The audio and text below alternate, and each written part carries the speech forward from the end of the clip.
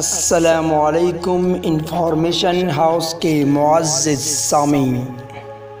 چاند انسانی تہذیب کے آغاز سے ہی رات کے اوقات میں انسان کے لیے روشنی کا سب سے بڑا ذریعہ ہونے کی وجہ سے سب کی توجہ کا مرکز رہا ہے۔ تقریباً 50 سال پہلے جب روس نے پہلا انسان زمین کے گرد مدار میں بھیجا تو امریکہ اور روس کے درمیان باقاعدہ خلائی دوڑ کا آغاز ہوا۔ امریکی خلائی ادارے ناسا نے چاند پر انسان کو بھیجنے کا اعلان کرنے کے بعد پہلی کوشش میں ہی انسان کو چاند کی سطح پر نہیں اتارا، بلکہ اس سے پہلے چاند کی طرف بہت سی خلائی گاڑیاں بھیجی گئی اور اس خلائی منصوبے کو اپولو مشن کا نام دیا گیا، چونکہ چاند زمین سے تقریباً 3 لاکھ کلومیٹر دور ہے اور زمین سے اتنا زیادہ فاصلہ انسانی تاریخ میں پہلے کبھی طے نہیں کیا گیا تھا۔ اس لیے اپولو مشن میں 12 اپولو خلائی گاڑیاں چاند کی طرف ایک کر کے بھیجی گئی اور ہر خلائی گاڑی چاند پر نہیں اتری، بلکہ پہلے کچھ گاڑیاں زمین کا چکر لگا کر واپس آئی اور کچھ چاند کی طرف بھیجی گئی، جن میں سے اپولو 3 جس میں 3 خلاباز موجود تھے، راستے میں ہی آکسیجن سلنڈر پھٹنے سے تباہ ہو گئی اور یہ انسانی تاریخ میں زمین سے بہت زیادہ فاصلے پر ہونے والا ہولناک واقعہ اور پہلے انسانی ہلاکتیں قرار پائی۔ اپولو 7 کی خلائی گاڑیوں کو 25 دسمبر 1968 کو چاند کی طرف روانہ کیا گیا، جس میں 3 خلاباز فرینک بوربین، جیمز لویل اور ولیم انڈرز موجود تھے، لیکن یہ خلائی گاڑی چاند کی سطح سے 90 کلومیٹر کے فاصلے پر اس کا چکر لگا کر زمین پر واپس آئی۔ یوں انسانی تاریخ میں یہ پہلا واقعہ تھا جب اس نے اپنے گھر یعنی سیارہ زمین کو پہلی بار دور سے دیکھا۔ اپولو 7 سے لی گئی تصاویر میں زمین کو دیکھ کر انسان کو اندازہ ہوا کہ اس کائنات میں اس کی حیثیت کتنی اہم ہے، اور اپولو 7 کی زمین پر واپس آ جانے کے بعد ناسا نے انسان کو چاند پر اتارنے کا حتمی اعلان کیا اور 16 جولائی 1969 کو اپولو 11 کی خلائی گاڑی 3 خلابازوں کو لے کر چاند کی طرف روانہ ہوئی۔ زمین سے روانگی کے 5 دن بعد 21 جولائی 1969 کو رات 1:17 پر اپولو 11 کی خلائی گاڑی چاند کی سرزمین پر اتری۔ 6 گھنٹے بعد خلابازوں نے صبح 7:56 کے بعد چاند پر قدم رکھا۔ چاند کی سطح پر اس مقام کو ٹرانکویلیٹی بیس یعنی امن مرکز کا نام دیا گیا۔ اپولو کی اس خلائی گاڑی کے 2 حصے تھے، جن میں سے ایک حصہ الگ ہو کر چاند پر اترا، جسے چاند گاڑی ایگل کہا جاتا ہے، اور دوسرا حصہ پائلٹ گاڑی کولمیا تھی، جو کہ چاند کے گرد چکر لگاتی رہی۔ چاند گاڑی میں نیل آرمسٹرانگ اور بز ایلڈرن موجود تھے، جبکہ مائیکل کولن فلائٹ گاڑی میں رہے۔ چونکہ مائیکل کولن زمین سے 3 لاکھ کلومیٹر دور اکیلے تھے، اس لیے انہیں حضرت آدم کے بعد دنیا کا سب سے تنہا انسان کے نام سے بھی جانا جاتا ہے۔ چاند پر ایگل کے اترنے کے تھوڑی دیر بعد جب امریکی خلاباز نیل آرمسٹرانگ نے چاند گاڑی سے نکل کر چاند پر پہلا قدم رکھا تو اس وقت ان کے الفاظ یہ تھے کہ انسان کا یہ چھوٹا سا قدم نوع انسانی کے لیے ایک بڑی چھلانگ ہے۔ زمین پر موجود 50 کروڑ انسانوں نے یہ منظر ٹیلی ویژن پر براہ راست دیکھا۔ اپولو 11 کے بعد مزید 5 خلائی گاڑیاں بھی بھیجی گئی اور آج تک کل 12 خلاباز چاند پر چل قدمی کر چکے ہیں۔ ان سب کے باوجود دنیا میں ایسے لوگوں کی کمی نہیں جو اس سب کو محض ہالی ووڈ فلم انڈسٹری کے شاہکار فلم کہتے ہیں۔ چاند تک انسان کی پہنچنے کے اس واقعے کو دھوکہ یا فراڈ کہنے والوں میں اکثریت ان لوگوں کی ہے جو سائنس کی زیادہ سمجھ بوجھ نہیں رکھتے۔ اس تاریخی واقعے کے منکرین اپنی بات کو دنیا کے سامنے صحیح ثابت کرنے کے لیے اپولو 11 مشن کے موقع پر دنیا بھر کو دکھائی دی جانے والی ویڈیو اور تصاویر پر کچھ اعتراضات کرتے ہیں، جن میں سے سب سے بڑا اعتراض یہ کہا جاتا ہے کہ چاند پر صرف امریکہ کا ہی جھنڈا لہرایا گیا۔ لوگ کہتے ہیں کہ سائنسدان بتاتے ہیں کہ 4 ارب سال پہلے چاند کی فضا موجود تھی، لیکن شمسی ہواؤں اور چاند کی کم کشش شکل کی وجہ سے یہ فضا ختم ہو گئی اور اب چاند پر ہوا موجود نہیں۔ تو پھر اپولو 11 مشن کی تصویروں میں جب خلاباز نیل آرمسٹرانگ امریکی جھنڈا قمری سطح میں اگاڑتے ہیں تو جھنڈا لہراتا دکھائی دیتا ہے، لہٰذا ان لوگوں کا کہنا ہے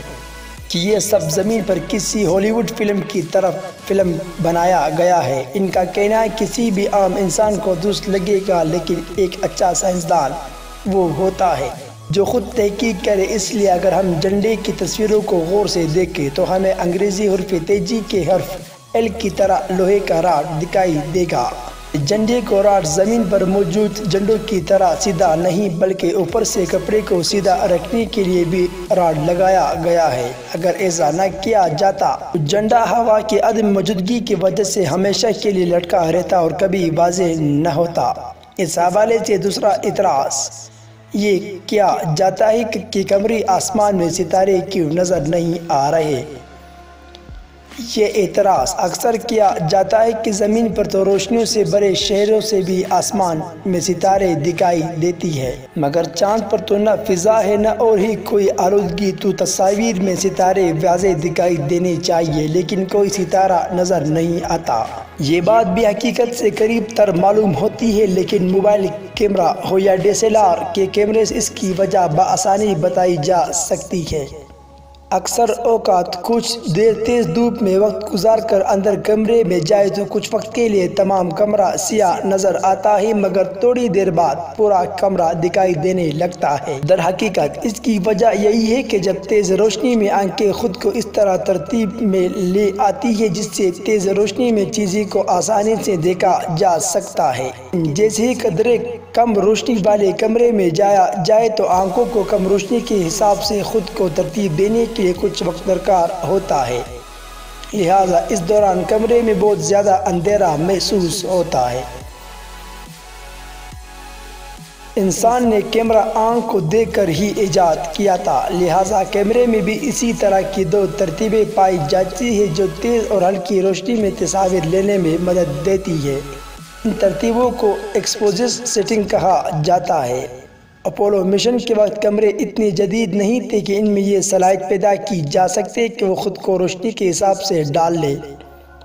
لہٰذا اپولو 11 میں استعمال ہونے والے کیمرے کی ترتیب زمین سے ہی کر کے بھیجی گئی تھی۔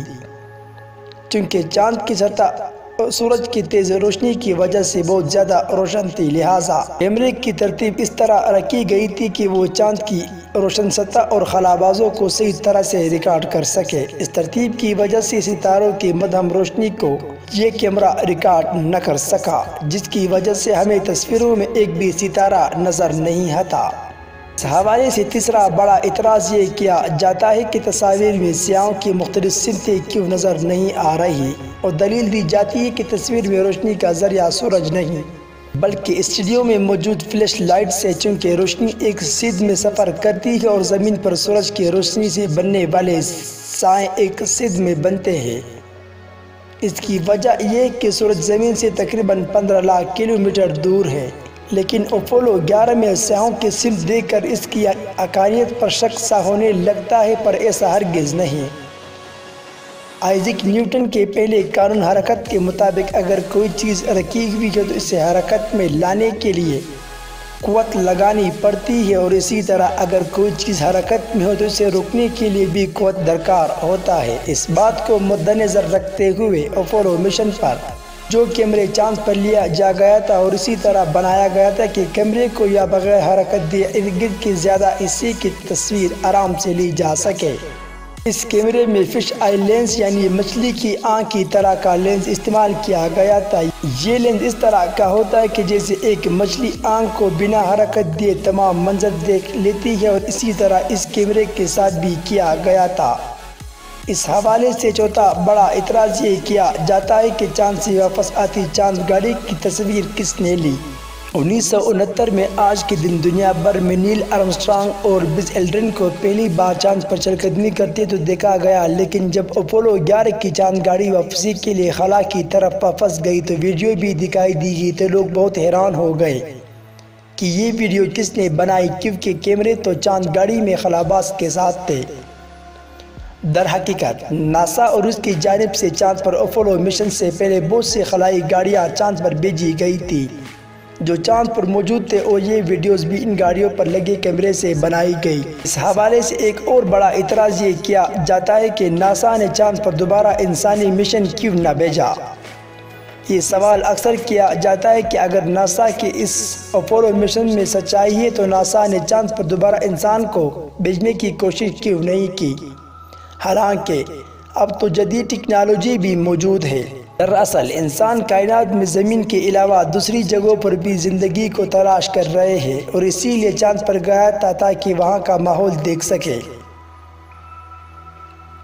مگر اپولو مشن میں چاند پر جانے والے 12 خلابازوں کی مدد سے یہ بات سامنے آئی کہ چاند پر فضا نہ ہونے کی وجہ سے دن کے وقت تیز درجہ حرارت اور رات کے وقت خون جما دینے والی سردی ہو جاتی ہے، جو کہ انسانی زندگی کے لیے کسی قدر بھی فائدہ مند ثابت نہیں ہو سکتی۔ لہٰذا بار بار اربوں ڈالر خرچ کر کے چاند پر انسانی مشن بھیجنے کا فائدہ نہیں، اس لیے وہی پیسے اب ناسا مریخ پر انسانی مشن بھیجنے کے لیے صرف کر رہے گا۔ اپولو مشن ایک اٹل حقیقت ہے، اور چاند کے بعد انسان کا اگلا ہدف سیارہ مریخ ہے۔ لیکن اگر انسان کی بنائی ہوئی خلائی گاڑیوں کی بات کریں تو 1970 کی دہائی میں خلا میں بھیجی گئی ناسا کی وایجر 1 اور وایجر 2 اب ہمارے نظام شمسی سے باہر جا چکی ہے اور ملکی وے کہکشاں میں اپنے راستے پر گامزن ہے۔ مجھے امید ہے کہ 5 ارب سال بعد جب ہمارا سورج اپنی عمر پوری کر کے پٹ جائے گا اور انسانی تہذیب اس زمین کے نیچے دفن ہو جائے گی، مگر ہماری اگلی نسلیں اس کائنات میں اپنے لیے نیا گھر تلاش کر چکی ہوگی۔ سامعین محترم، اگر آپ لوگوں کو میرا یہ معلوماتی ویڈیو پسند آئی ہوئی ہو تو برائے مہربانی اس ویڈیو کو شیئر کریں، اور نئے آنے والے دوستوں سے یہ گزارش کی جاتی ہے کہ اس چینل کو سبسکرائب کریں تاکہ ہماری ہر نئی آنے والی ویڈیو آپ لوگوں کو مل سکے۔